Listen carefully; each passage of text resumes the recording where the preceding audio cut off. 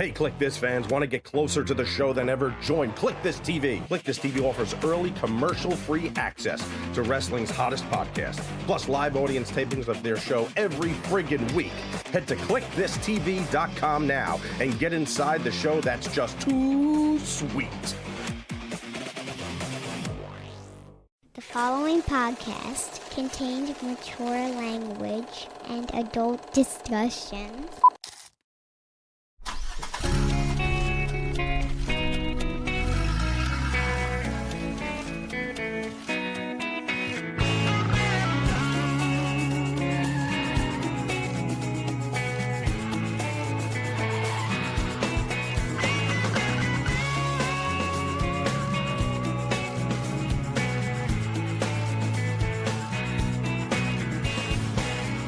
I was just watching the opening, Kev, and this is Kliq This, the Kevin Nash podcast. And I was looking at some of the artifacts that we had in that original opening, which we. It's funny you say that because I just did the exact same thing. So we get the Jesse Ventura doll on the thing because you were doing the Baja impression a lot. Right. That time we had to be Arthur. Be Arthur. Now, if we had to update that, what would the updates be? Who would be smoking the stove? It probably wouldn't be B anymore. It may be Sam Rockwell. 30 seconds. Well done, Monfrere. Yeah, what would the ornament in the car be? Big wart-filled shanker, maybe? Yeah, maybe we could do like a double bobblehead of Scott and T. That would be cool. With a white Mustang. I didn't even think of that. That would be great. You're right. We got to update the color, right? We're driving the white one now. We're driving the white one. And that opening scene. We'll get to it. We'll find it. I'll find it. What if I was to pick you up, but you were like a young Asian girl, right? And you wanted to. But yourself but you look good. Getting railed. Yeah, you look good, but you look good. You're in lingerie, and I mean, but you look good. Mm-hmm. Yeah, that's important.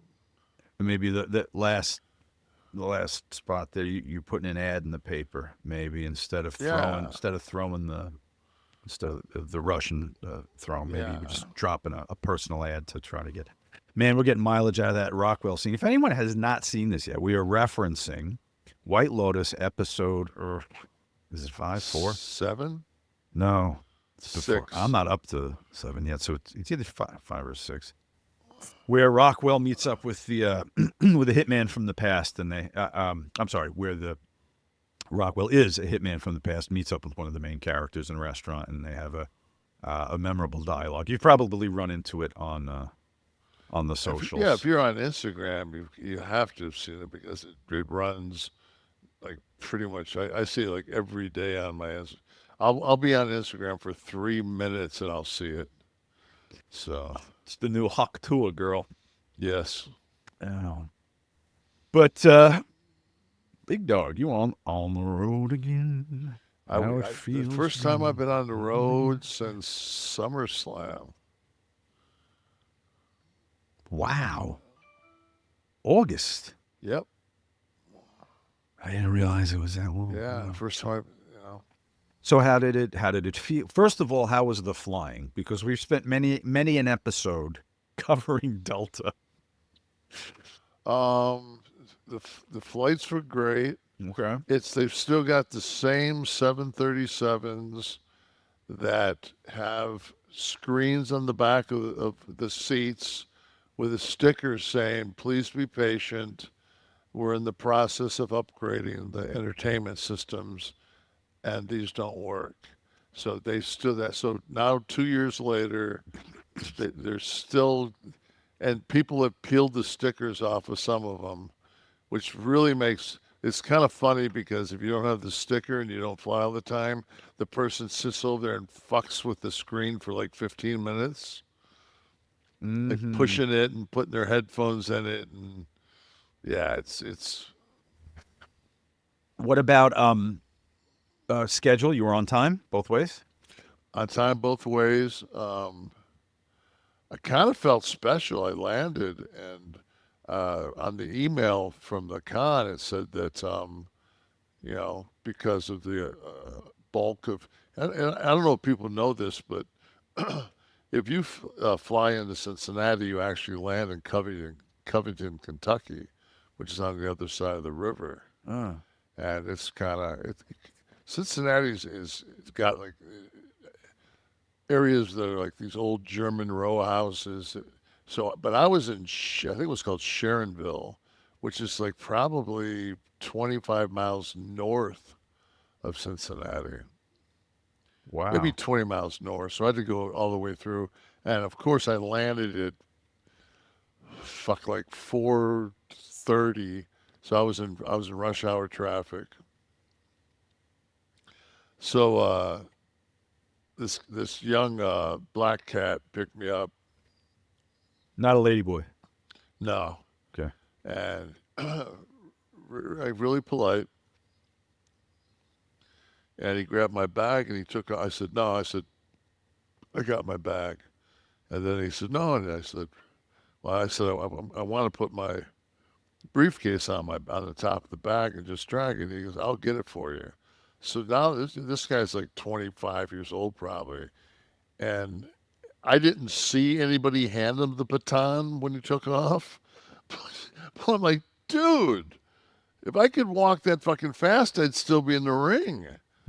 Like fucking, I'm thinking like anybody can have a fucking like a light up thing that says Nash, and you fucking you just took my briefcase. My fucking, all my clothes. Only thing I'm worried about is, man, you got my Xanax. I'm not sleeping tonight. So, but anyway, I said, dude, slow down. So we slow down. We go outside. And I'm thinking, all right, this is chill. And we go out there, brand new black Escalade XLT. And I like to sit in the front. Like, that's just my gig. But he had his shit all in the front. So he said, oh, I got stuff in the front. So we get in the car and he goes, do you mind if I play some music? I said, no, not at all. So I'm just sitting there and checking my phone, and I text my wife that I had landed, and went ahead and sent out just a want ad for, Guy that looks like you?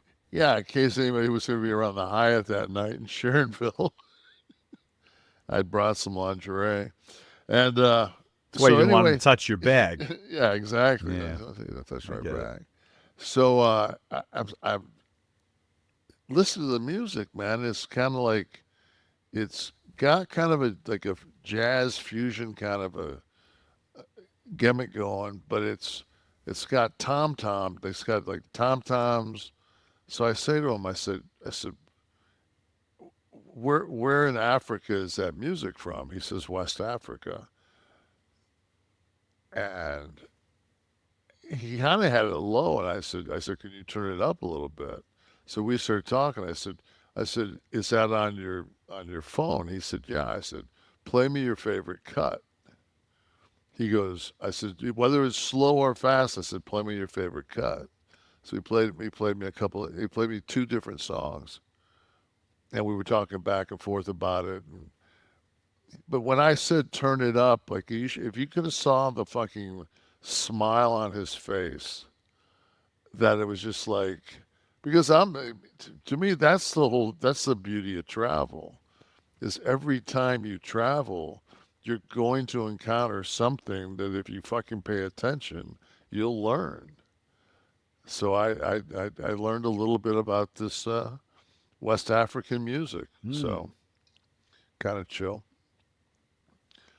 When I was down in, what the fuck was I? In the islands, maybe Bermuda, and I was taking a car, and the dude was playing some reggae, and I Shazam the song while I'm going, and it's kind of like a love song to weed, and it was called Collie Weed by Shinehead. Sean Waltman. Yeah, no. No. Well, they do in the song. They do give him props and say that he's the King of weed. He's the king of weed, exactly. But so it popped up, and then for the rest of the vacation, I would play it on my phone when we were getting dressed, and like my little one was like 7 at the time. She's like, "Dad, can you put on Collie weed?" My other daughter's doing because he's coughing in the middle of the song. She's doing the cough from the bathroom, and Right. my wife's unamused by all of it. But No, they never are. it's those moments that make vacation Anytime when you drop to the age of your children or child, that's not a good. It's not a good move if you're going to have any kind of communication with the wife later that day. You just get like that stone wall. But dude, you're fucking on with your kids. I mean, you're set. So Saturday, Yeah. So Friday, it's a horror hound. So I got in and I got to my table. Let me ask you first: who were you looking forward to meeting? Who was on the bill that maybe you hadn't worked with before? I had already worked with Henry Winkler before. I saw a picture of you with him. Yeah, He comes up to your kneecap. Yeah, I was like, and it's so like to me, it's one of those things of you go to the Wayback Machine, and now you're Kevin Nash on the couch watching Happy Days, and this is like the fucking coolest guy in the world. And then, now it's, but I mean, since then, the show Barry, changed my whole perspective of Henry Winkler. But, and he's much closer to the character in Barry than he is, like. Oh, for sure. Yeah, he's just, and. I have to remind myself that he was the Fonz sometimes. Yeah, because I had that current Winkler in my head. Yeah. And, it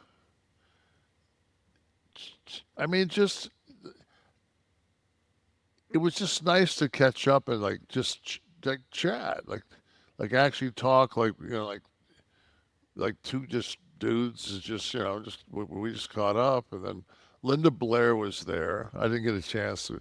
I don't leave my table, so my Don't you think she was kind of hot back in the day? Oh God, yeah. Yeah, right. Yeah. I'll tell you who's fucking, man, she's 51 now, is Shannon Elizabeth. She was in those Striptease? No, American Pie. Oh, American Pie.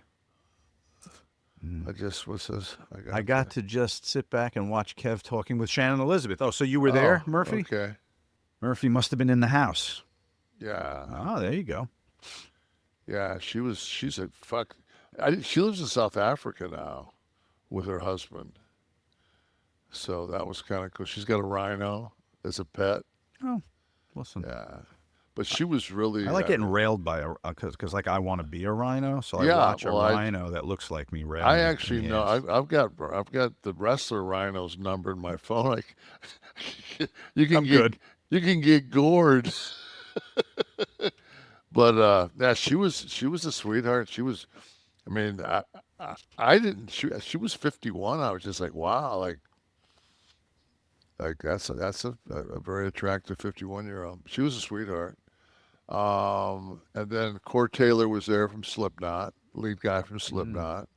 We've done a couple of shows together. We're actually going to be together the 4th, 5th, and 6th in Ypsilanti, and it's actually, I think it's at the Ann Arbor Marriott for the Astro Comic Con, which is a good Comic Con up in the Detroit area. Mm-hmm. The last time I was up there with Sean Waltman, and we did it in Livonia, but that building got torn down, so we're out towards University of Michigan, out that way. So anybody in the Michigan region that would like to come see me. When's that? It's the 4th, 5th, and 6th of April. Oh, right, because we're airing. What are we airing? The 31st. So it's So it's coming weekend. Yeah. So right now I'm hand washing the crotch of my underwear in the sink. getting ready for that. Kevin so. Gilbalt's ready for a Sting and Kev photo op. He'll be there next week. Yes, me and Sting, and I believe Sting is going to wear the red paint one day. Will you be wearing a kimono or a lingerie? I don't know. I just want to Sting to just look at me and just go,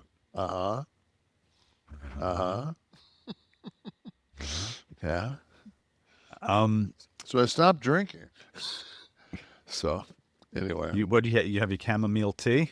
Yeah. Or whatever the hell he's So drinking? it was great. So this couple comes up, and now it's Saturday, and it's probably, I don't know, noonish, 1 o'clock, whatever.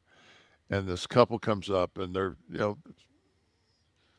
they've been like, both have been fans of me since I was Diesel. So, but they're huge fans of the podcast. And so the husband says that she listens to the podcast when she goes to bed because my voice is so low, it puts her to sleep. And then my grating screech wakes her up every 5 No, seconds. I know, she's saying. And she goes, it's so funny because we'll listen to it in the car and we'll make our daughter, who's 10, put on her headphones. Good. Well done. And she says that when the daughter hears it and she hears my voice, she says, "Oh, you're listening to the middle finger guy." That's what she calls me. I'm the middle finger guy. I'm the fuck guy. Yeah. Yeah. That's what I am. I'm the middle finger guy. Dom, start working on the t-shirt. The Kevin Nash, the middle finger guy. So I thought that was pretty funny. That's pretty cute. You know what? It has been so long since and the interaction you have with the people, it's so priceless. And because they're so giving, and they enjoyed your career, and like a lot of times, like I think that's the whole psychology of where John Cena is kind of taking this, is I gave and I gave and I gave and I gave, and you just, and this is it. Like I'm finishing it. I'm telling you when I'm done, and it's still not. It's and I think all of us, all the boys at some point in our as the years go on and it gets towards the end of our runs, that you have like a feeling of just being like a fucking, like the old movie, They Shoot Horses, don't they? Like that, man, you got used and abused, and when you're done, man, they just put you out to pasture, and there's not, and so many guys have nothing to show for it. But do you think the fans get that in Yes. this promo? Like, because I think we're driving it home a little hard. Are they passionately rejecting what he's saying? Do they even understand from a worker's point of view what he's saying? It's hard. It's hard to tell when you're in Europe and the crowds are so fucking hot. But I think that as John, as this moves forward, I mean, we're going to be in London next weekend, so but the London crowd's way, way hipper. Like back when the business was the shits in the States, we ran London like it was Newark. So the London crowds, they're hip to our shit. Okay. So you're going to get a much different response from the crowd at the O than you will at Glasgow or fucking Brussels. So, but as far as John's perspective, like what he's saying, they're predicating the whole turn and forthcoming angle for the rest of the year with him on this. Do fans get it? Are they pissed? He's just got to continue. you've been married for 30 years with somebody, and then you just one morning you get up and you've got separate sinks, and you just look over, you go, I don't want to do this anymore. Like, I'm done with you. I don't think that resonates in 2 seconds. And I think that's what this is. I think it's got to be a slow burn like that. I think it's just got to be like, I'm done with you, and you watch. Like, I'm going to take your fucking belt, your precious fucking belt, and I'm going to leave with it. Like, I'm going to leave you guys high and dry because you just weren't, you used me now, and now as I leave, I'm going to use you.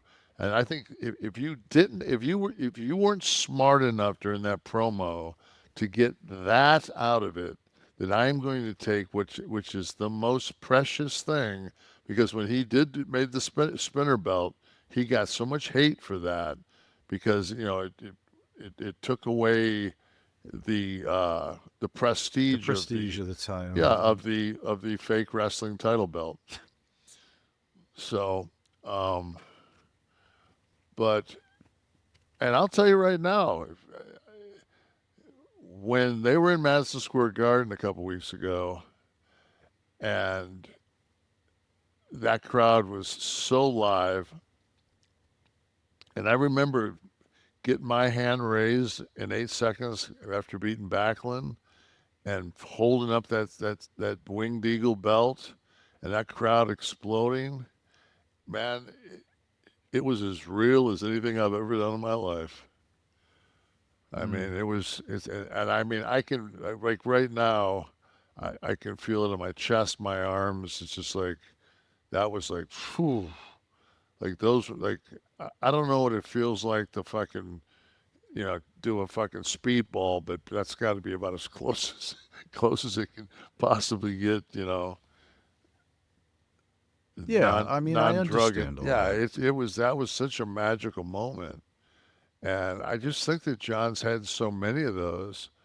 Like, one of the things that really stuck out to me was when he said, and I kept winning and winning and winning and winning. It was like, it was never enough. It was never enough. It was never enough. And, I've watched Kurt Angle do some interviews, and people say, do you wish you would have, and Kurt says, well, I kind of wish I would have wrapped it up, you know, earlier than I did. But it's like Kurt was great. He said, I could see myself losing a step. But Kurt was so great that, yeah, maybe you could, Kurt, but nobody. I think Kurt is the greatest worker that has ever been in the business. Why? Because nobody had more 30-minute like, people just don't. I guess they weren't privy to his run at TNA, and there's a lot. I think that's one thing that a lot of it, if and I guess because it's not out there on the network, that TNA era of that, those, the AJs, the Alex Shellys, the Save, I think, Homicide. I mean, all those, there was so much talent in that locker room and so much talent in that six-sided ring. And I just don't think that people, that era of wrestling in TNA gets enough, what's the term they use? They don't get their flowers. Yeah. Why? Just because it was always the bastard stepchild of WWE, or Because WWE doesn't own it. It's still its separate entity, yeah. and they don't have the, but of course, because Paul's so fucking smart, Paul fucking has a working agreement with TNA. And But back then, though, you're talking about. I'm talking about back then when, yeah, there was a lot of things that happened. Like, I remember when they decided they were going to go head to head with him on Mondays. Do you remember that? TNA went head to head live against Raw. Yeah. That's when Hogan came back.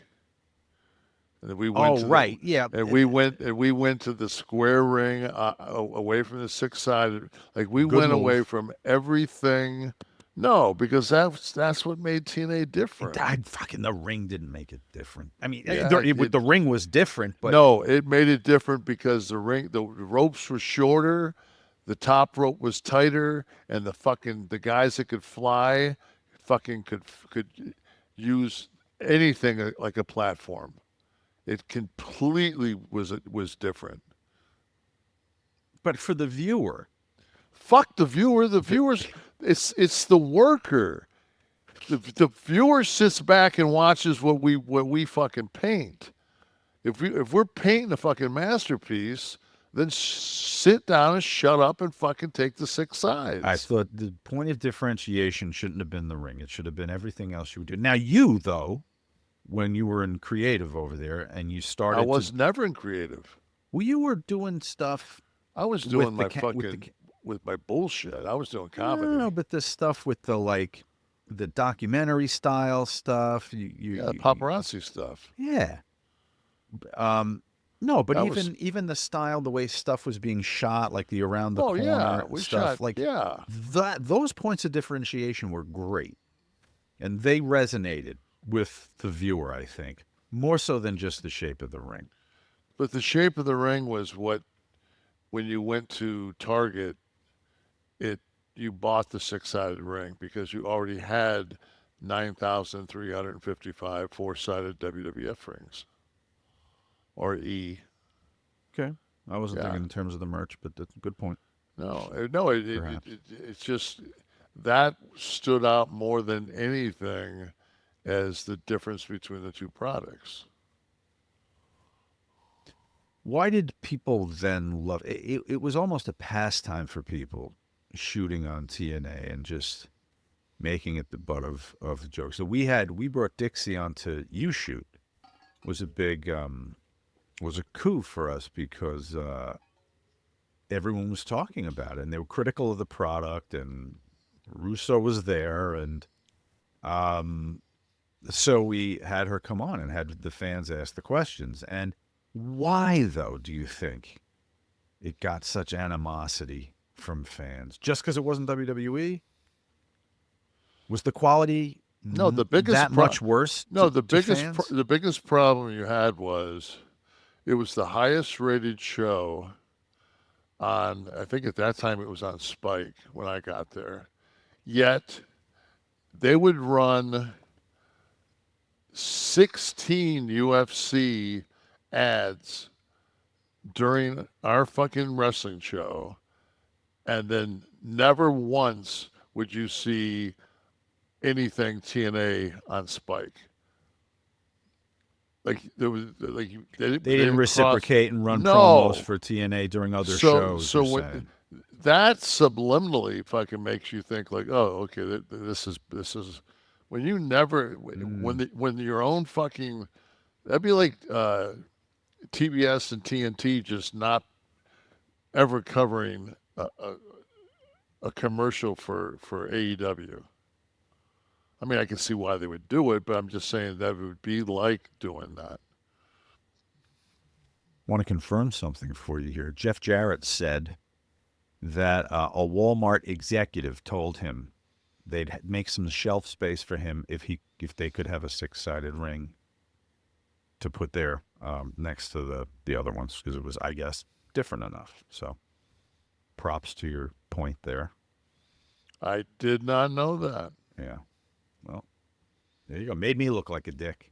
While we're talking about dick, Kev, having better sex is possible for men everywhere because of Blue Chew and their partners. Okay, it's the original brand offering chewable tablets for better sex. And starting now, Blue Chew's offering a combo so strong it's going to knock your socks off, and maybe your neighbors also, because of the sounds coming from your house. They're going to have to sell. Blue Chew Max is what I'm talking about. It has arrived, and it combines the best of Viagra and Cialis into one tablet.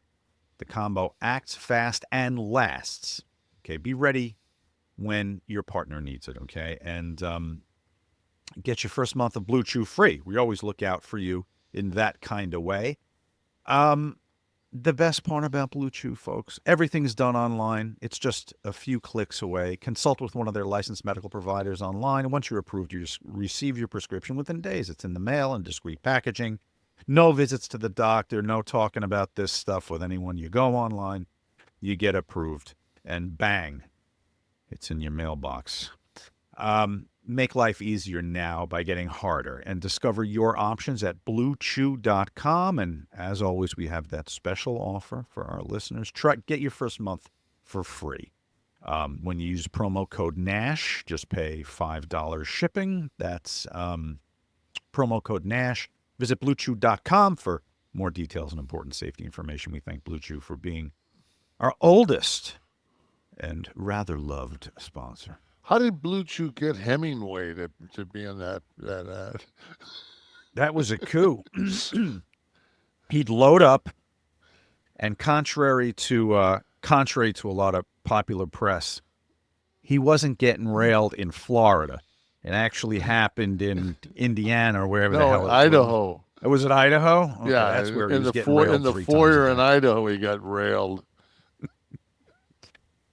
When you go to the Horror Fest, any of the like legends from like Robert Englund, Freddy Krueger, No. let's see, who else? Who would I want to meet as a horror film fan? I met Tom Savini, the makeup artist, already, but I would chill with him again. Let me see. What was that? Tom's a Pittsburgh guy. He is a Pittsburgh guy. He's a staple in Pittsburgh. Yeah. Dom, you must have.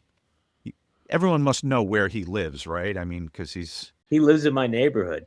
Does he really? Is Yeah, his house weird in any way? Like Stephen King has no that? idea. The one time, though, I think I saw him when I worked at Whole Foods, and he was getting an orange juice. Right. Is it true that Blood orange, probably. Is it true that his ass tastes like bacon? I heard when that. I had it, it was more like a hot dog. Okay. Yeah. Well, it's processed meat. Right. Let's see, Lady Boy. Who else was there? I'm trying to think of some of the little legends, horror legends. No, because there weren't, like, Jason wasn't there. Oh. What about any of the Michael Myers guys? No. Halloween? No. There was a lot of just a lot of actors, and like that, there was a whole. I was only in one, like the rotunda, where there was probably maybe 10 of us in this room. So that was kind of like the. Any other wrestlers? No.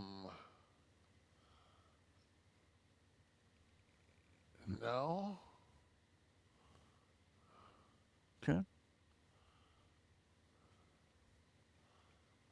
Sirianna was there for like Saturday. Oh, what's her name? I know her as Paige. Paige. Yeah. She looked great. Yeah. Wasn't she? I think she was dating a rock and roll guy for a while. They just split up. No, when we did the thing in Nashville, I think did she come up backstage? Someone came over. Yeah. She and I.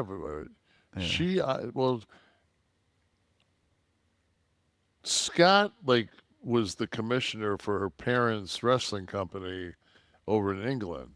And Scott spent like a ton of time with them. So Scott was like family. And then when we ran into her, like we came up for something. It was in New York. It was a WWE thing. I think we did a thing with, what's her name? Alexis. When she had that, she had like a show. It was on SmackDown. Me, Sean, and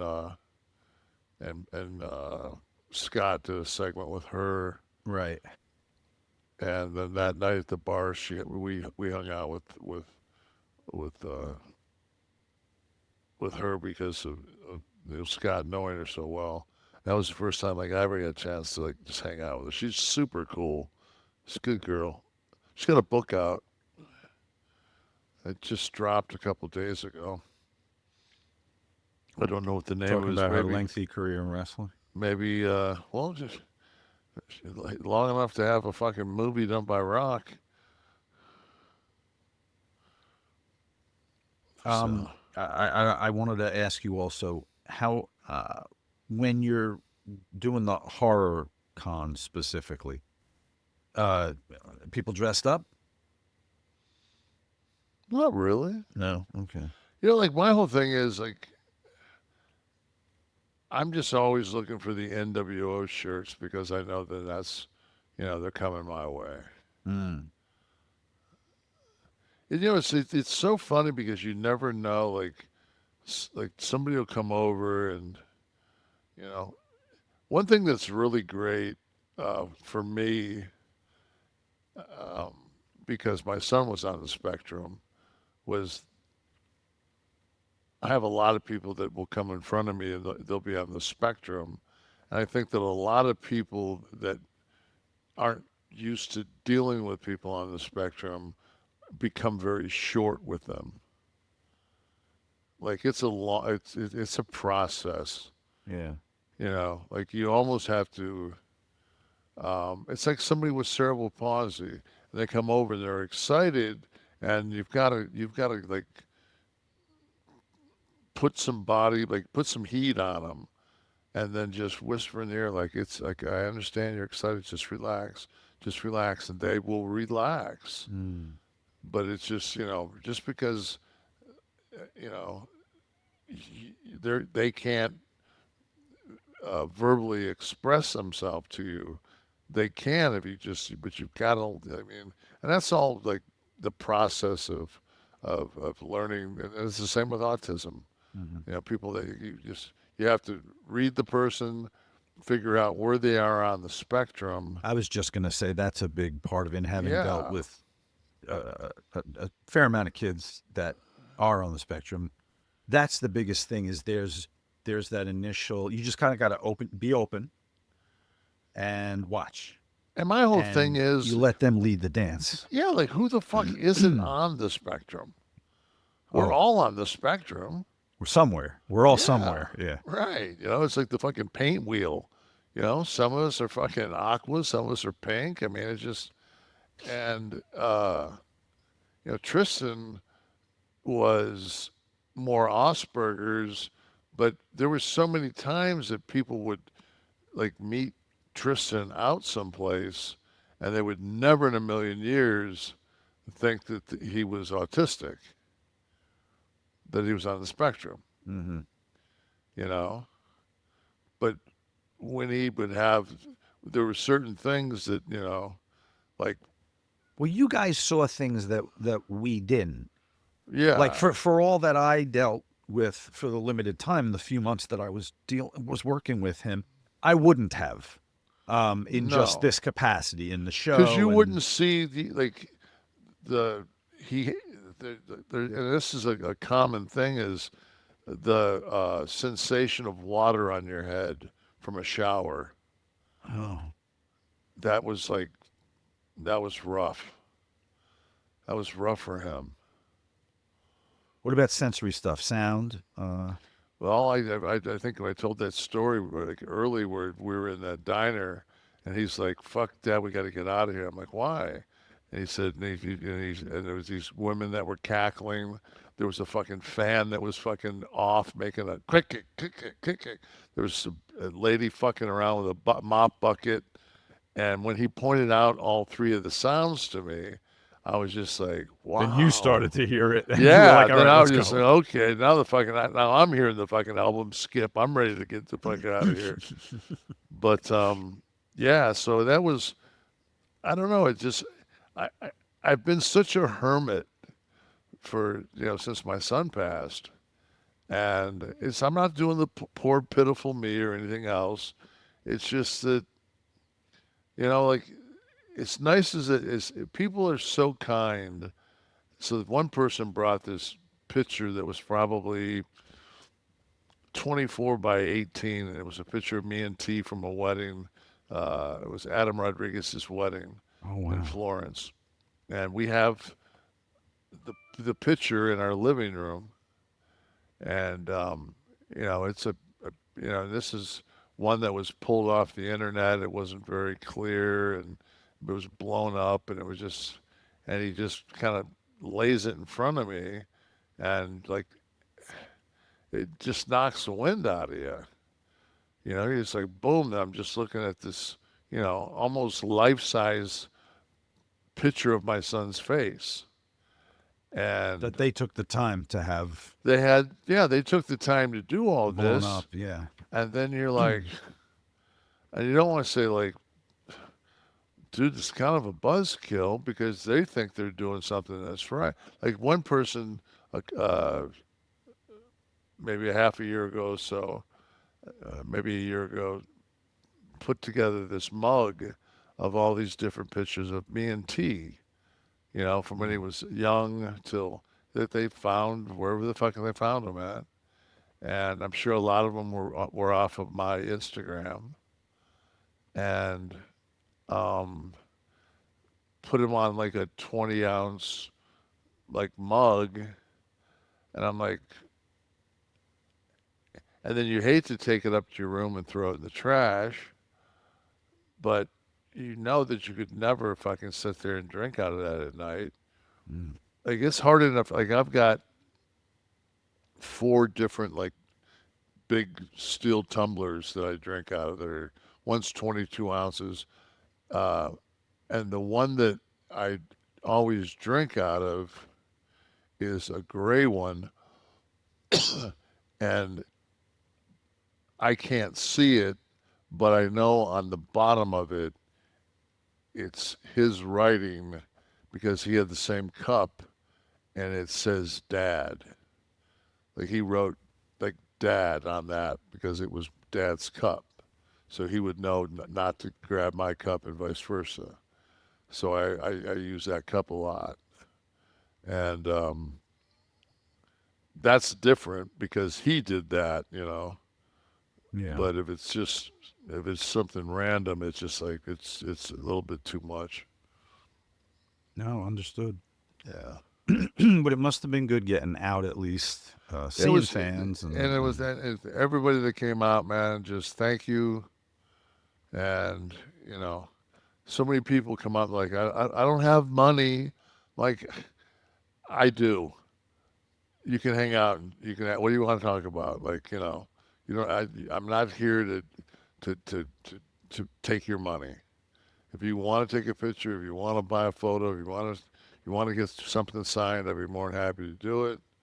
But if you just want to chill, and there was a lot of times that, there was one guy came up, he had 2 young kids with him, and you could tell. I mean, you can tell when people, are fucking, taking some body shots in life. And what does it take? It takes me 20 seconds to tell those 2 boys to grab whatever photo they want, and I sign it for them, and the dad just looks at me and he goes, "You sure?" I'm like, "Yeah, man. I'm here. I'm not here. I'm not here to pay my fucking car payment. Mm-hmm. Like I'm here. Man, this is, the fact that you came, into this building. I mean, you still had to pay a fucking admission. Mm-hmm. So it's just like, no, man. I'm not here to rob you. I'm here to fucking say, if you're here to tell me I made your life better, you obviously made mine better because I'm living on the ocean. So, Yeah. Hey, any large orbs circling over your house? I said, what the fuck? Do they just randomly pick, like people just pick towns or something like that and don't think that anyone lives in that area?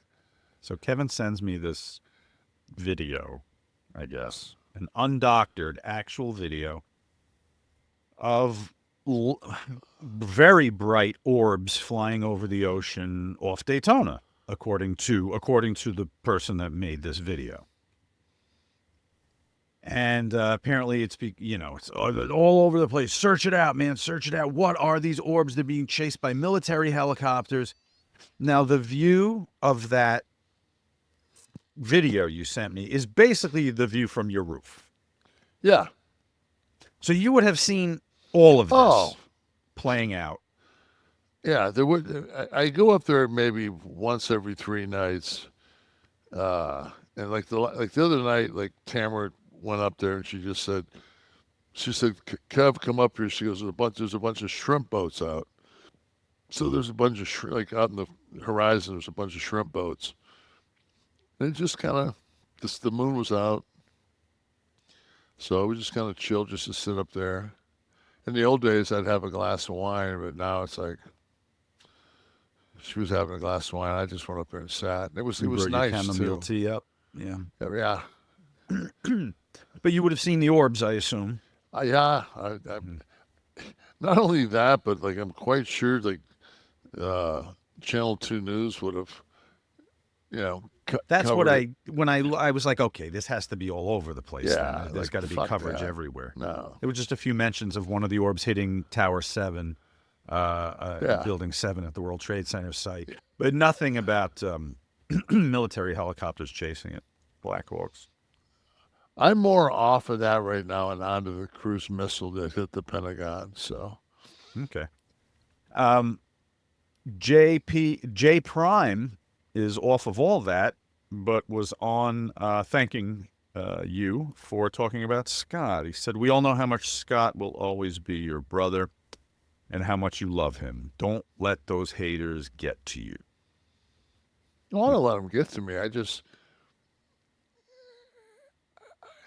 The people that I'm talking to and expressing that to are like, I figure like I consider people that listen on a weekly basis. I think one of the things that have people come back is the fact that we just kind of have, like, we're just kind of ponied up at the bar and we're just kind of having a conversation. Yeah. So, if you're at work and you got some douchebag, like you want people to be aware of,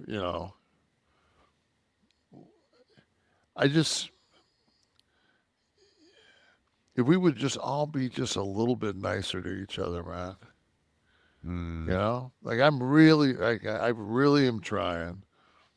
I got a guy the other day, man. It's just, I don't know what he wanted, like, out of me. Like, I don't know if he wanted me to fucking smack him but it was just like, where was this? He cut me off twice. He just cut me off twice. And it's like one of those deals where there's certain roads and like it's spring break on top of that. So for the next couple of months, man, it's just like you got people that just don't know that you can't go anywhere at certain times, and the reason you can't get over the bridge is because that's the beach access at the end of the bridge, and they've got to go through a toll thing, and So did you meet up with this guy at a red light or something after this? And yeah, I did, and he was in a truck, and he's like staring over at me. And I've got the Bob Cousy peripheral vision, so I don't have to look. And then finally I turned and looked, because I always wear sunglasses. I turned and looked at him, I put my window down. And he put his window down. And I said, "Have you ever heard of the story about the turtle and the hare?" tortoise in the hair? We're whipping that out? I said, "Dude," I said, "you can fucking go 70 miles an hour." I said, "I'm going to go 35. And I said, "And I'll see you at the next red light." Like, fuck, dude. Like, stop. To which he responded, what? A lot of times people fucking recognize me. But that must help. And I think also my voice. My voice is pretty distinct. And I'm sure that I can't say a sentence without saying fuck. So I'm sure I said, "Hey, you ever fucking..."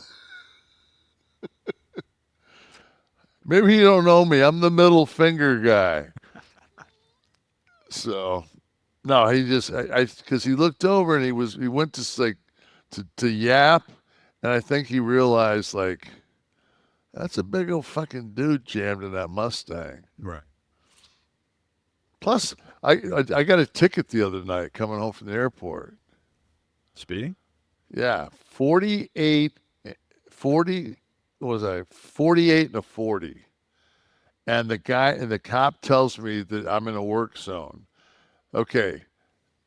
Anybody out there, is it a work zone if it's A, not deemed a work zone where it doesn't say workers ahead, caution, da-da-da-da-da-da, and there's a median in the middle of the road, so it's the road is divided, yet there's construction going on the other side. So going north is a construction site, going south is not. So I pull over, and the guy tells me, he goes, you know,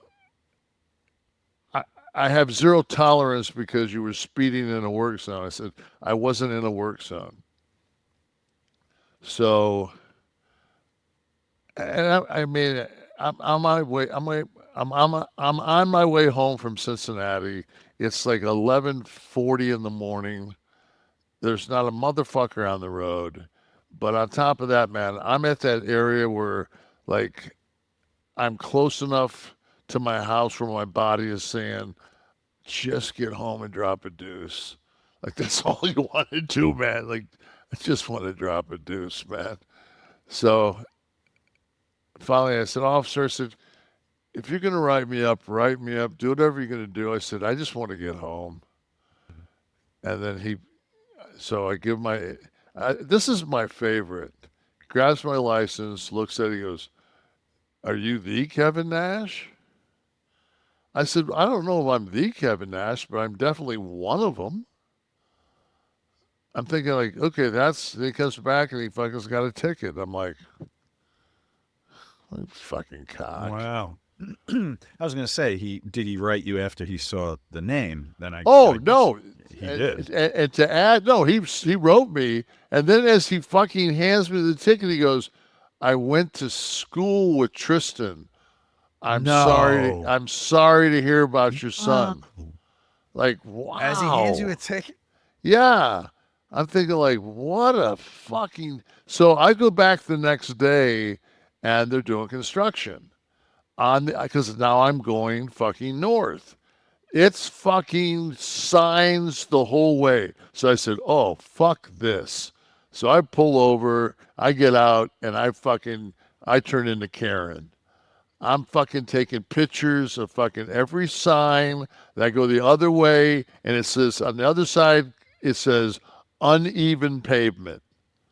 So if uneven pavement is a work zone, so I said, so then I read the ticket, and I'm like, okay, bottom line, I'm 8 over. So I'm going to get a speeding ticket. I'm going to get points. So I can go online and take some 4-hour, course. Yeah. And fucking, do that. And then I won't get any, I'm still going to have to pay $156, but I won't get any points. I haven't had a ticket in 9 years. So the only reason he pulled me over because I'm in that fucking that fucking Mustang GT. He thought he had some young kid, probably fucking smoking a doob. There's nothing better than being 65 and sober. There's nothing you can be fucking guilty of except for fucking speeding. I just can't believe that he knew Tristan, knew what happened, and I don't know. I guess he's supposed to give you the ticket, but didn't have to. No, he didn't have to.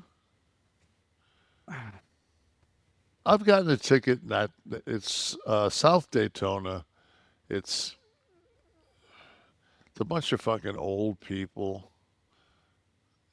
It's kind of speed trappy. It's you know what? I just look at it as I do drive fast. Maybe I should slow the fuck down.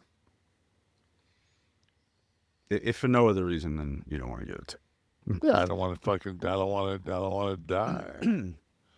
Tom 'Cause Talker. God forbid if I was to hit one of those cars that weren't fucking on the road. The zero cars on the road. Yeah. Yeah. What's the guy's name? Is it Ron White? The fucking comedian. He's always got a fucking cigarette and a fucking glass of bourbon in his hand, or scotch. Yeah, Ron White. Ron White. Yeah. I saw a bit he did the other day. He said, well, I was driving the other day and I came up to one of those sobriety checks, and I said, fuck. Because that's what you do when you come up to a sobriety test. You say, fuck. So I got up there and he said, sir, I smell alcohol coming from your car. He said, officer, I've been fucking throwing scotch on this tongue since 76. You can't get it out. And he says, well, you're going to have to get out and do a field sobriety test. And he said, so I got out and he said, yeah, you need to stand on one. He said, oh, fuck. He said, that ain't a sobriety test. He says, that's an agility test. He said, I'm 65 years old. Fail that anyway. Yeah, I'm not fucking agile. Hell, I barely fucking can walk. He says, if you really wanted to see if I was fucking sober or not, he said, get in the fucking passenger seat and let me do some driving. I thought, exactly. So, Tom Talker 2000. This really gets me about the BET Black Wrestler list. I've been watching this business for 40 years now, and the fact that Bobo and Ernie weren't on this list ticks me off. If it weren't for them, none of these talents would be relevant. Yeah, we kind of echoed that. I was just happy my boy Booker was one, so. Mm-hmm. Yeah, but we pointed out there were noticeable omissions. Yeah. K Nash All says, Kev, what gets me about you is how you always pause when someone asks you a meaningful question. I appreciate that. Even here, just bullshitting with Sean for us to watch, how you frequently give time for a thoughtful response. It's a good trait that I admire. I tend to answer questions too quickly, and even though I can give a confident or heartfelt answer off the cuff, the pause is one of those things that communicates as much as the answer sometimes. What's the plan in Vegas? I'm a local and would love to say hi to you and the Kliq This crew if you're here while you're in town. I actually read that. I think I read that today. Mm-hmm. I texted him back that I was going to be at WrestleCon signing, and that I was going to go to the Hall of Fame. Mm-hmm. No, it's a long time ago, many, many moons ago, there was a guy, Pat Pasley, that was a successful, one of the first, rich guys I ever met. And he said that one of the lost arts of our society was the ability to listen. And so if somebody's speaking to you and you're listening to them and then they ask you a question, so you're processing what they're saying to you, there should be a pause. It's not Jeopardy. I'm like, what is? So I just think that's it. Plus, I think that's the art of conversation. Is the pause, the delivery. Mm-hmm. Yeah, well, of course. Well, but not everybody's good at it, Kev, and K Nash all appreciates it. Yeah, but I think a lot of people are also fucking really high strung. You can't be high strung and take a fucking pregnant pause. Yeah, people are too high strung, Kev, and I think because people are high strung, they're not getting enough sleep, I think is what it comes down to. You ever wake up like feeling like you barely slept, even though you're in bed all night? You're not alone. Our modern lifestyles are affecting our sleep. Screen time, social media, and chemicals in our food, to name a few. Doctors and health experts agree that most people would see major improvements in their overall health and performance simply with improved sleep. Poor sleep is stealing your energy, your mood, even your testosterone. Okay, but there's a fix. Recovery PM. Unlike cheap sleep aids that just pump you full of melatonin, Recovery PM is a clinically formulated blend of 9 natural sleep aids and tranquilizers, including magnesium, 5-HTP, and GABA to help you relax, fall asleep faster, and wake up refreshed. That means no grogginess, no sluggish mornings, just a deep, quality sleep that fuels better recovery, mental alertness, even fat loss, and can boost testosterone in men. So don't let bad sleep hold you back. Try Recovery PM for 30 days and feel the difference. Over 85% of customers come back to Recovery PM for more because it works. This is our boy Nick's product. Yes. I'm going to tell everybody right now that this product is brought to you by WWE SmackDown General Manager Nick Aldis, who has to be at his best 24/7 with that schedule. And anybody that knows Nick knows that he's in impeccable shape, and there's a whole line that he's put together. This is one of the products. Mm-hmm. There's also a multivitamin. There's a natural testosterone booster, which he was saying that with the lack of sleep comes lack of testosterone. So he's got a full gambit of products that work synergistically, and this is one of the keys that this has is it has magnesium glycinate, and that's not only is it great for sleep, but it's also good for cardiovascular health. I trust you. I trust you. I trust Nick. Yeah. I mean, he has to be at his best. He's the damn GM. Guys, go to recoverypm.com now. Use the code KLIQ, K-L-I-Q. You'll get 10% off your bottle of Recovery PM because your life starts with better sleep. Your best life starts with better sleep. Recoverypm.com now and use that code KLIQ for 10% off. Thank you, Nick and company. Official Couch with Jordan has written in, Kev, my grandmother's from Detroit too. She said that to get rid of ringworm, you have to put black shoe polish on it. I think it's one of those black folk remedies, but it works. Love the show. Britt, you ever hear about this? She's representing here. Let's see. This is not to be confused, Kev, with the black stuff that you'd paint on your schlong back in the day if you had genital warts going on. Everything's got its own purpose. Right. Maybe if I'd have put shoe polish on those shanks. You should. They would have just fallen off in the shower. Exactly.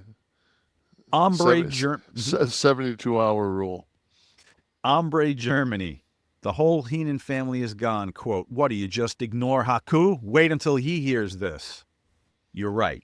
Haku was, but there were other members of the Heenan family too that are alive. I think Ken Patera for a while. Yeah, it's like the NWO. I mean, everybody in the territory was in there. It was with Heenan for a minute.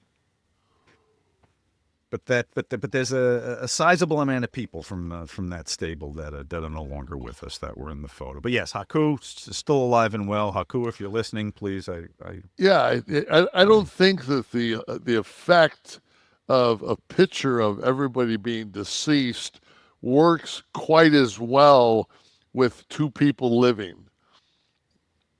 Right, 11 people and then Ken Patera and Haku. Yeah, just throwing it out there. Maybe that was the reason it was edited the way it was. Cats362 said, Netflix refuses to upload many classic Raw episodes. Not that they haven't had time. They have no intentions in doing it. They are saying they don't approve of many episodes. Classic episodes are gone. So I guess there is some stuff that would be deemed inappropriate today by today's standard, that in the Attitude Era, you know, things were a little more risque, pushed the envelope a little more, certainly. Once again, I don't understand why they can't have a Disclaimer. no. Oh, Don't that's they my have thought. no? Don't they have like fucking like a kid setting on Netflix? Well, I think it's that, like, you know, maybe there was some blackface at some time in wrestling, right? So they don't Well, want to yeah. air that under the company umbrella, publicly traded company. I think that's more a WWE decision than it is a Netflix. Because come on, man, there's some of the shit Netflix puts on their fucking Okay, you gotta- agreed. right. That's a WWE. But still, they won't be adding it. So some of the Well, stuff that's that was, I mean, yeah, but I think that putting it on Netflix is bullshit because, you know, I don't think they're gonna. I don't think anything that they did in the Attitude Era was quite as bad as the fucking Sharon Tate murder. So, just throwing it out there. but in wrestling, there are certainly periods of insensitivity, perhaps, which, like the international enemies. Remember, that was always like the easy, you know, 60s, 70s, make someone a Russian, make someone a German before that. And Now that and all instant that heat. fucking that all those golden feuds of the U.S. versus Canada are going to be fucking white hot. The Bret Hart heel run is back, right? Canada, U.S. I'm so bad with names. What's the Steve? What's the Prime Minister of Canada's name? The new guy. Trudeau. Oh no, not Trudeau. No. The replacement.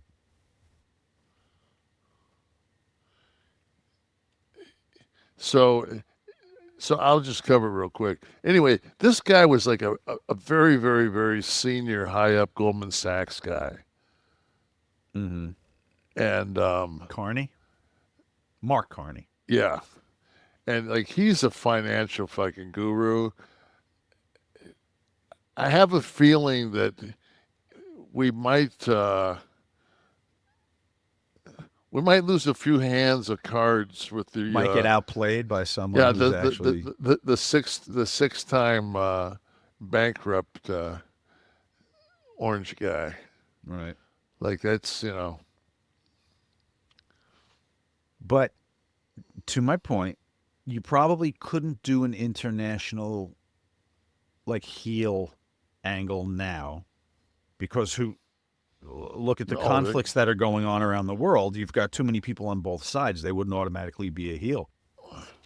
Well, not only that, but I mean, but could the Canadians actually get into the ring with ice there?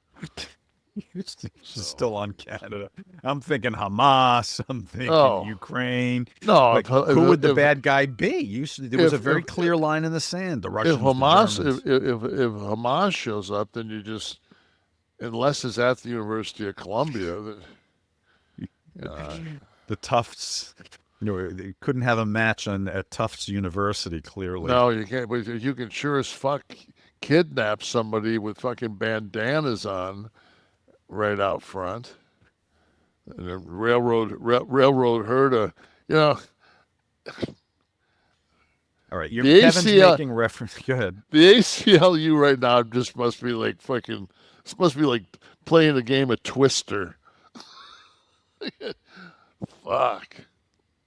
Kevin's referring to the video that surfaced of a Turkish national named Ramiza Ozturk, who is a student at Tufts. Not just a student, but getting her doctorate. Right. Let's look at this Video of her look at this shadiness. Accosted by U.S. ICE agents. So we can't brave, play it? picking on the. It's not playing for you? No, it's slow. It's real slow. No, mine's okay. Yeah, you're frozen too, though. Oh. Yeah. It's your reception. And you know what? I'm telling you right now, you definitely you need maybe 6 more agents. Yeah, what do you got? 1, 2, 3, 4, 5, 6, 7. She's clearly a threat.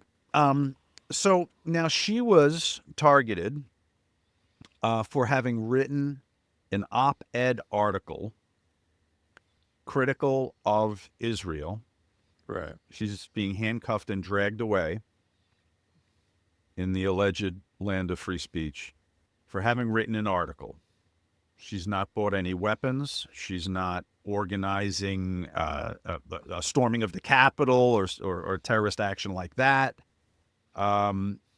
She wrote in the, I believe it was in the university periodical, a paper critical of Israel, and I guess that I want to get the quote exactly right from Rubio, who said that Secretary of State Marco Rubio determined Ozturk's alleged activities would have potentially serious adverse foreign policy consequences and would compromise a compelling U.S. foreign policy interest. So this is my pretty much say that about anything. But this is my situation with everything that this administration is doing. Can we just have some transparency? If they've done something, can you show me what they've done? Can you show me the op-ed? Can you show, I mean, just back it up is all I want. Before you take somebody, bend them over, shave their head, and put them in a Guatemalan fucking prison, can we do a thumbprint?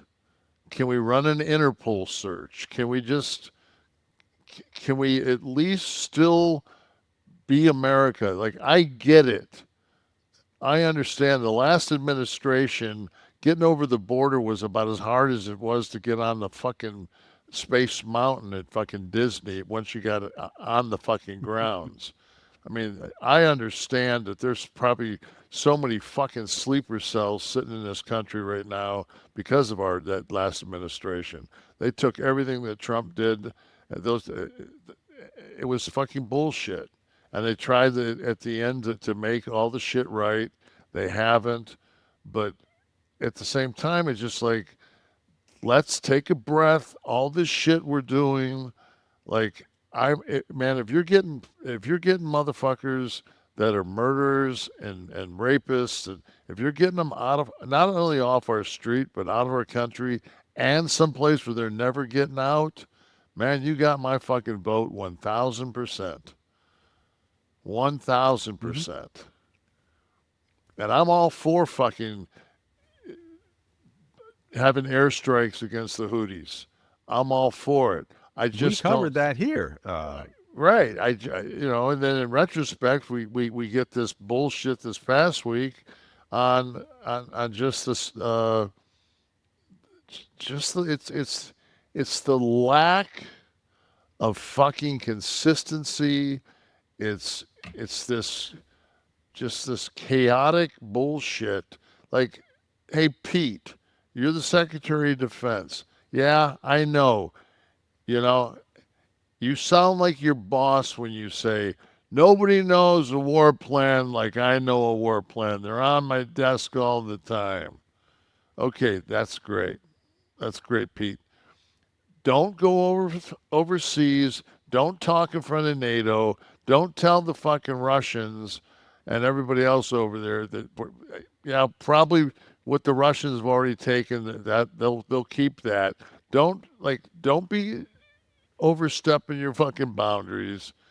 Learn your fucking job. Everybody knows there's going to be a learning curve. And then when you get caught fucking up, don't lie.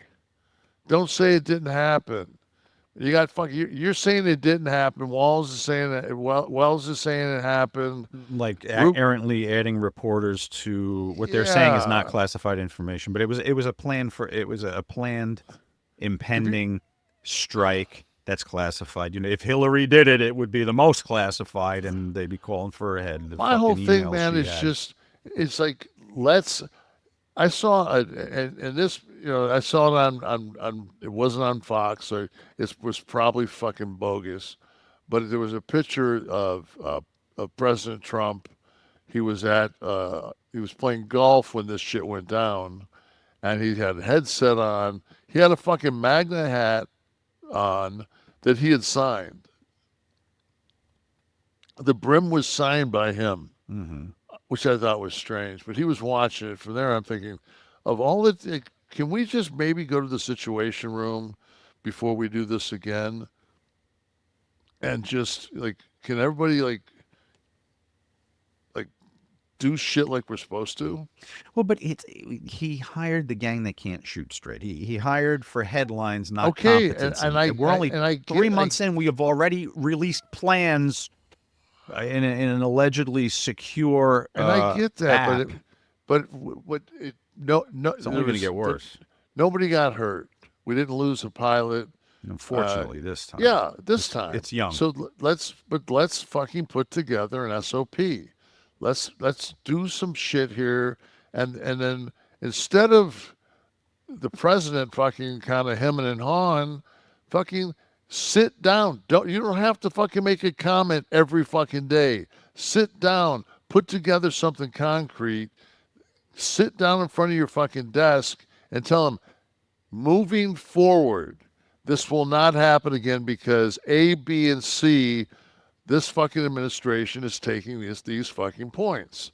It's just goddamn common sense. If we use some common sense and quit trying to do the Bannon, it's fucking controlled chaos. We'll do 10 things really fucked up. They'll catch 8, but we'll slide 2 through. No, man, we can't run the country like that. We can't run, like, people say all the time, I'm not invested. Our economy sucks. Our economy sucks. You don't understand. We don't manufacture anything. The fucking market is our economy. Period. Period. Period. That's our, when $5 trillion leave the fucking S&P, that's a fucking, I know it's on paper, it's a fucking loss, and fucks our economy up, period.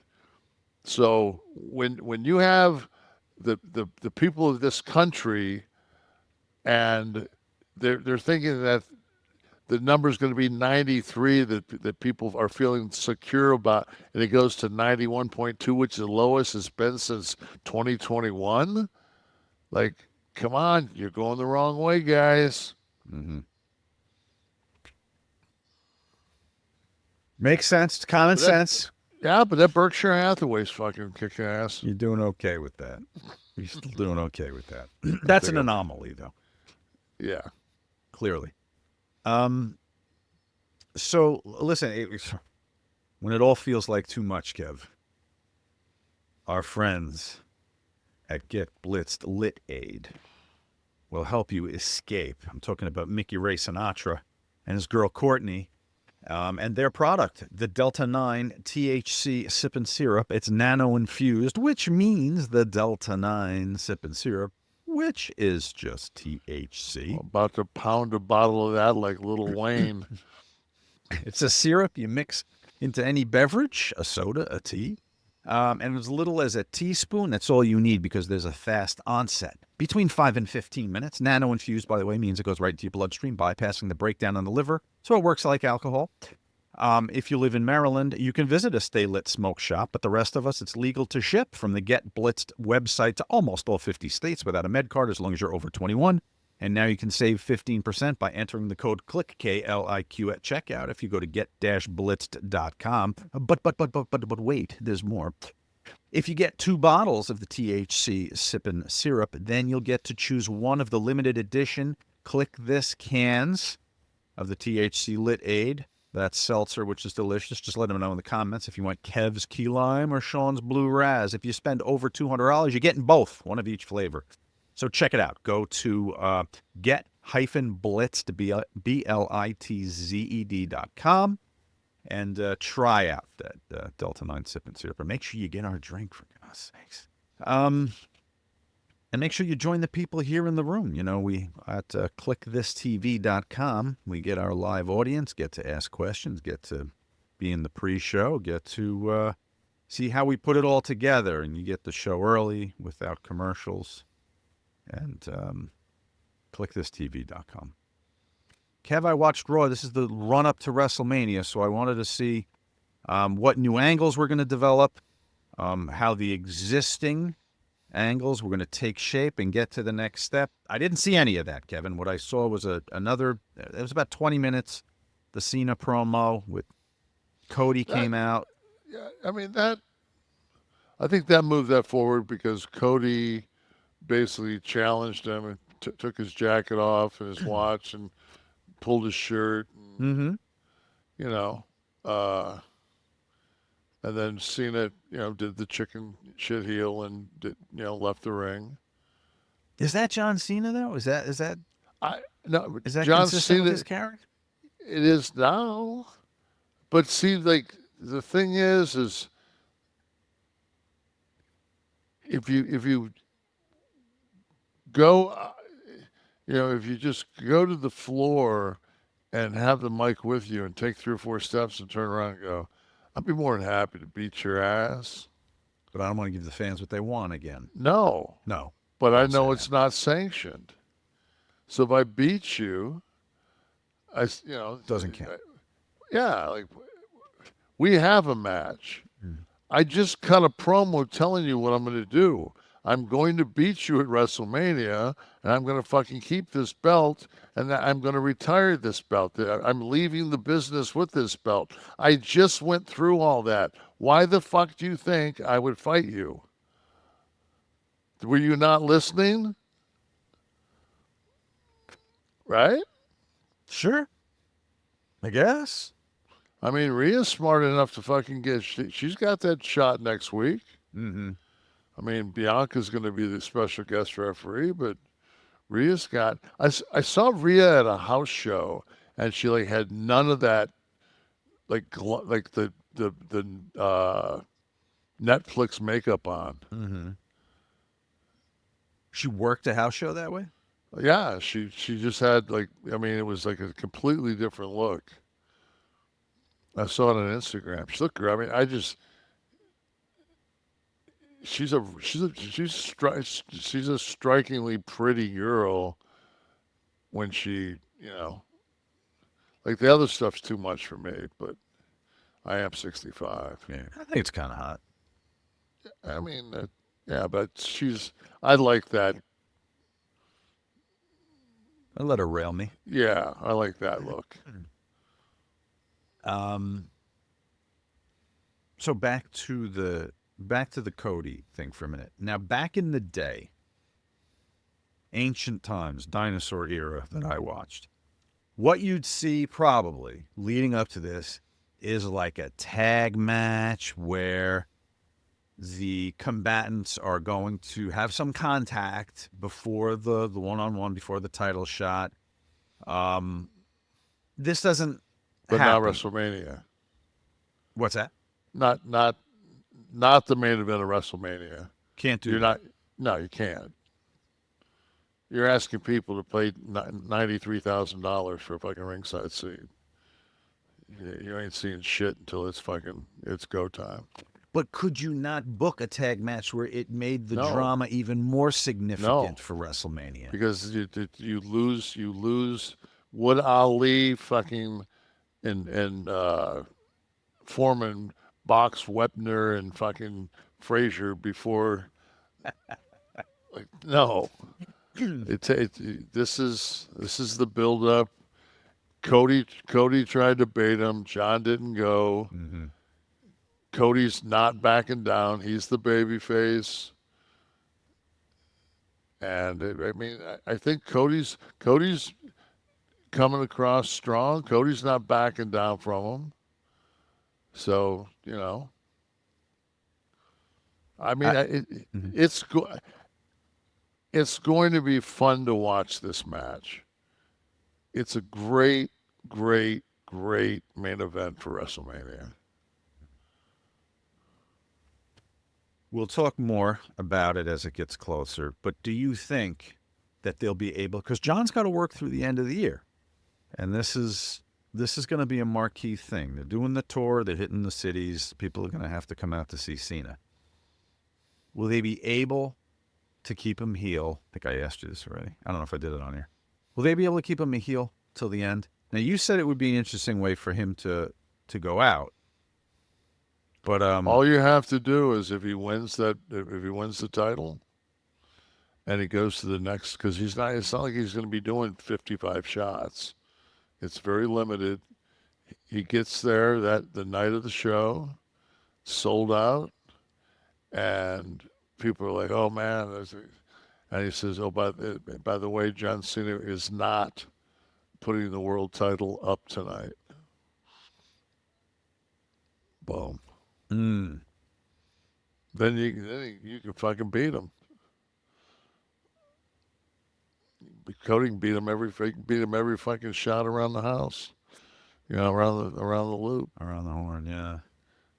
All John said was he was leaving with it. So. Hey, how the Usos looked to you in the ring? I thought Jey looked tired.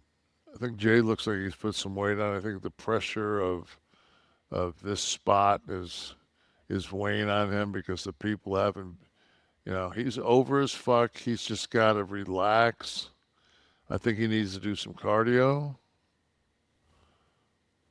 I think he needs to, because I don't know how much time he's putting in on, I don't know how many house shows they're even doing. Well, yeah, I mean, is it the grind? Listen, there's genetics too. I mean, Rikishi we're talking about, right? So yeah, but you're taking these houses are so fucking electric in Europe, and so, but they get with them anyway. And like I said, that yeet thing is like fucking jazzercise. So if you get too involved into that fucking process, I think he really has to fucking get in the middle of the ring after they introduce him. I think he has to fucking do like Hogan used to do with a fucking gimmick. He needs to yeet one side, yeet, yeet, yeet, go to all four sides. Don't go to the corners. Don't jump up. Just do it right in the middle of the fucking ring and then fucking lock up and do your match. I think he's got to fucking just save his energy, and then he can yeet all he wants after he fucking gets a win. I was gonna say he could do all that stuff after the finish, like Hogan used to do. That's the fucking that's the Steve Austin fucking 10 minutes after the fucking show's over, and they're still throwing Steve beers. Yeah. So yeah. Right. And that's where you that's where you make that connection with the people. Right. Let's see what they've got. So there are house shows. SmackDown is tomorrow. Then house show Saturday in Austria. House show Sunday, and then but those are Raw. you got fucking. You're in Europe, so those houses are so fucking easy, and you ain't got to do much to fucking. It ain't like I said, you're not in Long Island where they're like, fuck you, motherfucker, get off your ass, let's go. So yeah, there's very few of these that are not televised. So if you're fucking blowing up, and you're fucking working Monday and Monday, there's nothing in between. You better get on a stair climber. You better get on something you better fucking jump rope. You fucking hit a heavy bag. You better do something that constitutes fucking, even if you got to sit there and do sets of fucking 50 Hindus, but you got to keep your ring shape up, because I promise you Gunther's not going to blow up. Mm. And what would help maybe if we can get him some of the Magic Spoon high protein granola, which is now available. Are we selling that now? A brand new product, yes. Shit, yeah. I mean, we know, of course, what Magic Spoon did to the cereal world, bringing back those nostalgic flavors from your childhood, and the little treats they were coming out with, the zero sugar cereal and treats. But now the brand new high protein granola, true to the Magic Spoon promise, it's packed with protein, so crunchy and wonderful, mouth-watering flavors: marshmallow, chocolate, peanut butter, dark chocolate. This is an easy way to get 12 grams of protein on the go. There's it's actually the granola's 13 grams of protein. For Christ's sake, I don't want to gyp them of that 1 gram of protein that's in the treats I was thinking of. But 0 added sugars in the granola, just like all the other products, and 13 grams of protein. Dark chocolate, almond, honey, almond, peanut butter. Guys, check out Magic Spoon. If you like the cereal, I love that. I hit my cocoa. You can get $5 off your next order at magicspoon.com/KLIQ.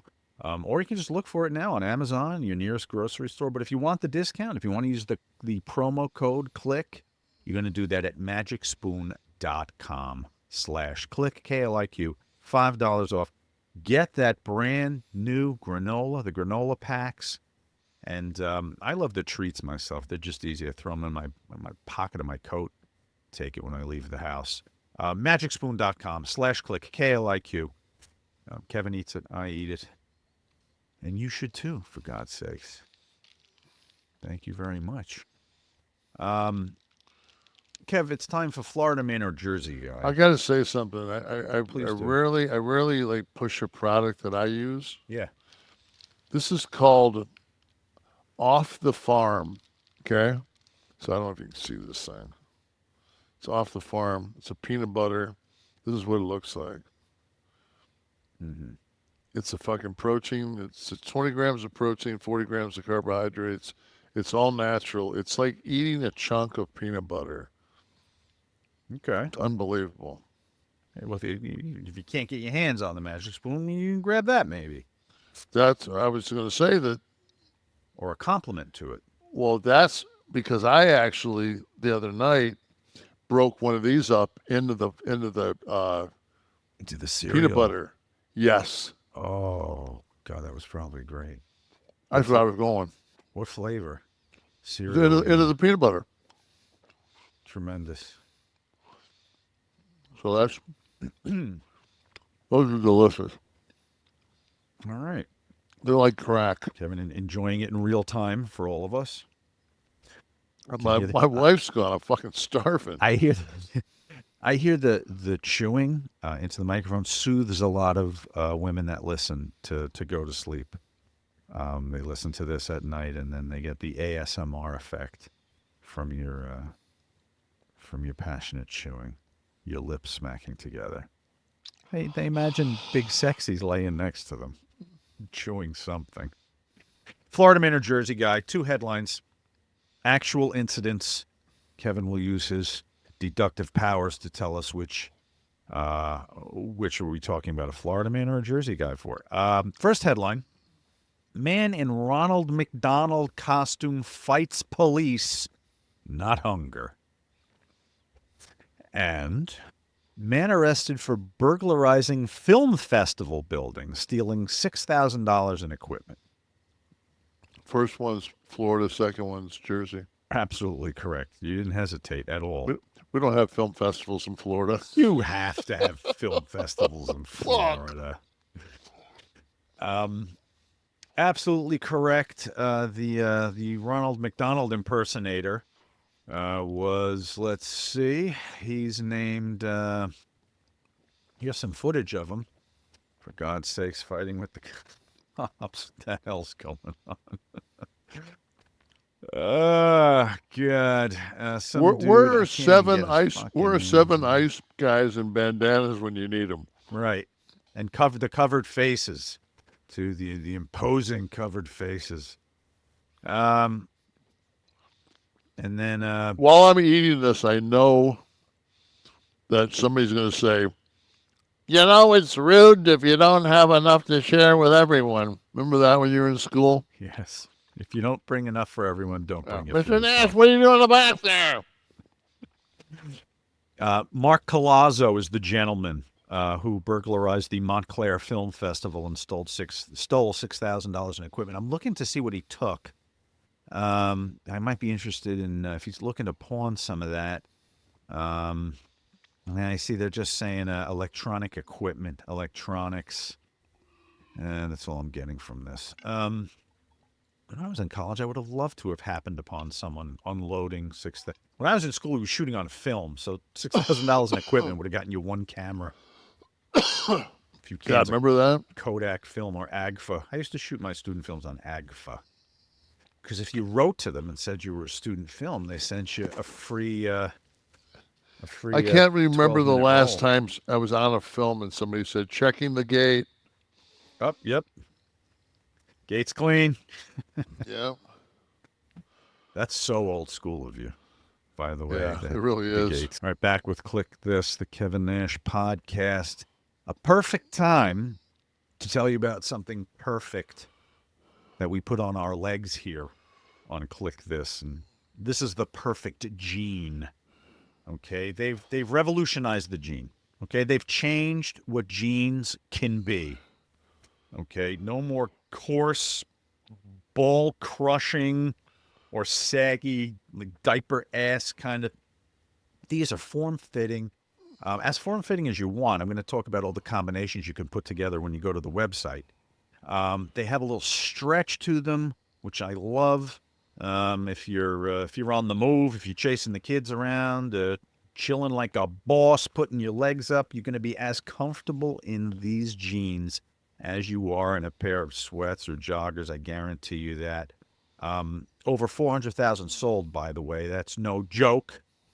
Young, old, big guys, small guys, we all agree. Okay, that imagine denim so stretchy you can do freaking yoga in this. That's what we're talking about here at the perfect jean. They're sharp enough to turn heads, comfy enough to forget you're wearing jeans until someone points it out to you, of course. It's pure, soft, stretchy perfection.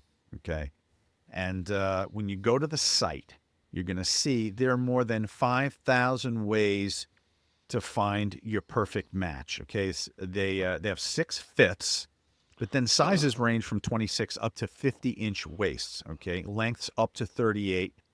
All those combinations, the color combinations, thick, skinny, short, tall, no matter what you are or where you fall, the perfect jean has you covered. I love my perfect jeans. I think it's called Joker. It's like the light blue. It's the one all the way on the left there that you're looking at. I got that light blue. And nice and tight on my calves. For a limited time, our listeners are going to get 15% off their first order, plus free shipping at theperfectgene.nyc. Okay, you can Google the perfect gene if you're on the run, and just make sure you use the code KLIQ15, KLIQ 15% off. Okay. That's for new customers at theperfectgene.nyc. They're going to ask you where you heard about this. Please support the show. Tell them we sent you. Fuck your khakis. Get the perfect gene. Thank you, guys. They really do make a great pie. I do enjoy it. Thank you for making it. Yes. Hashtag Ask Nash is how you do this. Kev, did you and X-Pac actually crack up from the Booker T renditions? Now, Steve, just show him, see if this jogs his memory a little bit here. WCW promo. What's going down, man? Yeah, I came here to talk to the Heartbreak Kid. Why? It's Rock. Yeah, you want some paper? Yeah, man. Lakers about to... No, man, I don't want no paper, man. I want to talk to Sean, man. Mr. Michaels, about his music. Sean. I'm just a sexy boy. I'm just a boy. Look, man, I know I'm sexy. I ain't got to put it in my music. Look, man, I need to go in here and collaboratize on these lyrics. You dig? Let's collaborate, man. You need to switch to decaf. What's up with you, man? Yeah, right. You brought him in, right? You brought Mr. Michaels in. You probably like this act too, right? Book! I'm just a Booker T! I'm not your sucker! Booker T! Sucker! Wow. Authentic laughter or worked laughter? No, it was amusing. I had a smile on my face watching it. Gary King, have you ever watched the TV series Reacher? Big Kev would play a great villain. What do you think? You watch Reacher? Yeah. Okay. So you give Noel a call. Get you on there as a villain. Maybe a Russian. They pay. Pinball Wizard. They have a 7'2" guy on this season. He's a Dutch guy. He's a big old fucker too, bodybuilder. Oh, you maybe square off in the season finale in Vegas. Pinball Wizard 809. I know Kevin has mentioned that his wife enjoys going to Disney. Is she planning to go to the new attractions at Epic Universe? My kids can't stop talking about it. Epic Universe. Is this a Universal thing? No, it's Epic. It's Disney. My wife fucking beamed the other day when she found out there was going to be a new tea house on the fucking boardwalk or whatever. Oh, yes. At the end, it used to be the ESPN Cafe. Oh, yeah. Now it's... Yeah. And when she said, we'll meet her there when she goes down. Now it's a chick spot. Yeah.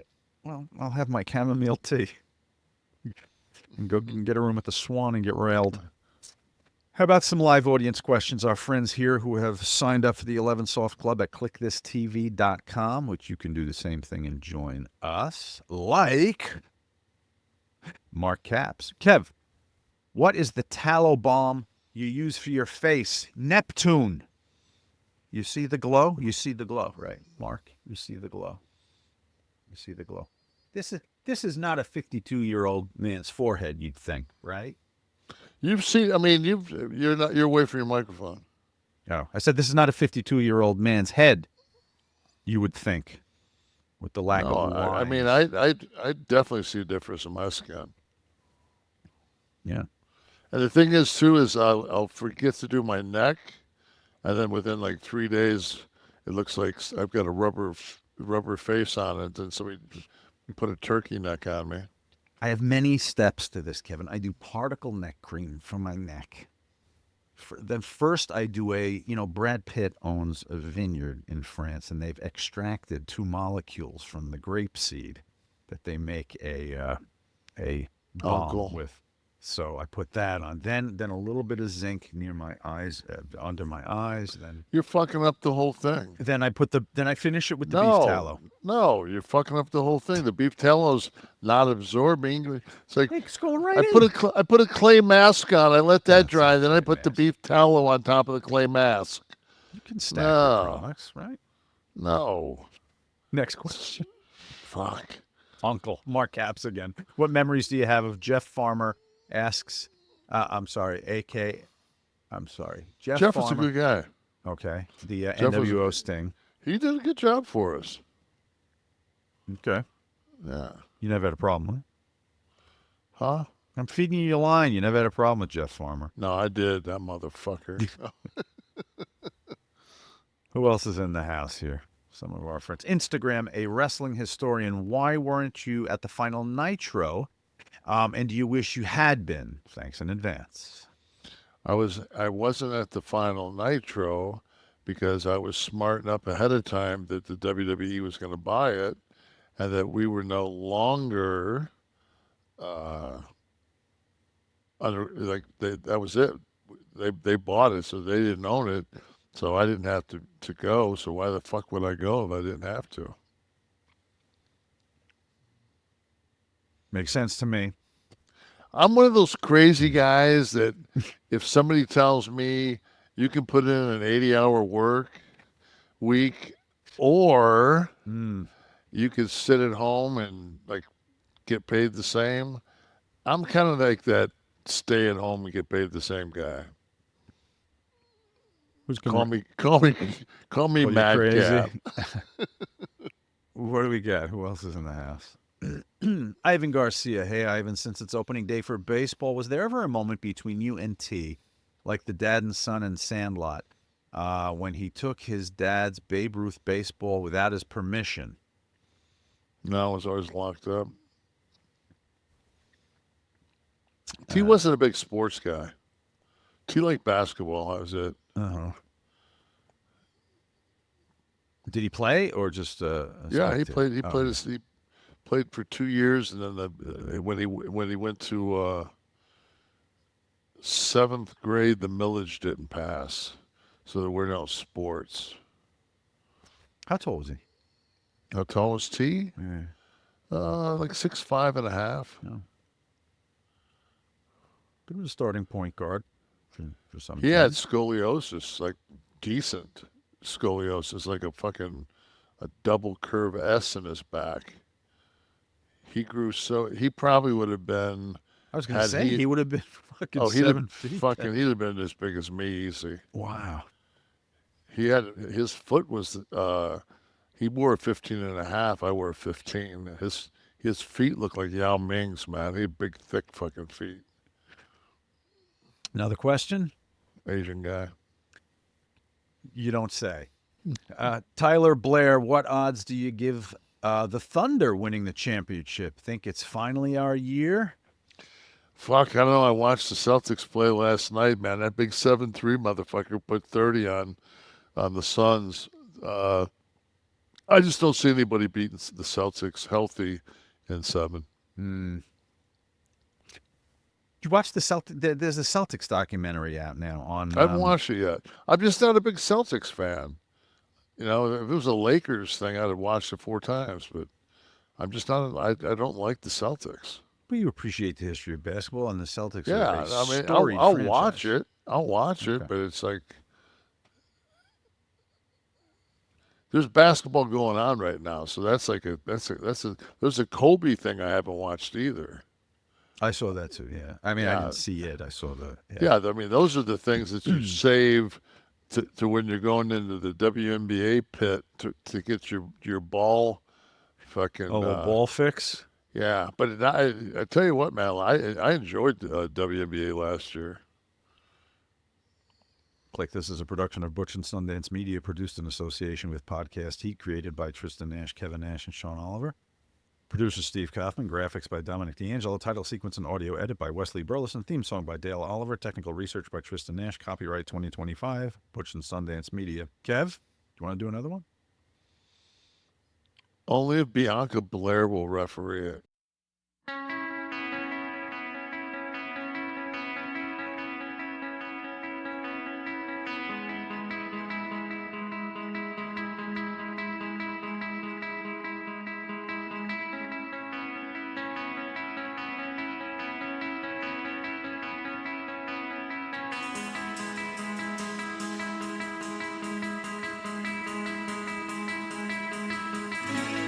Let us free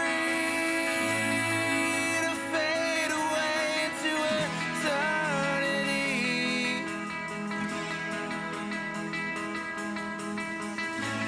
Circulate, you've come to love me, but now I'm frozen in dead flesh.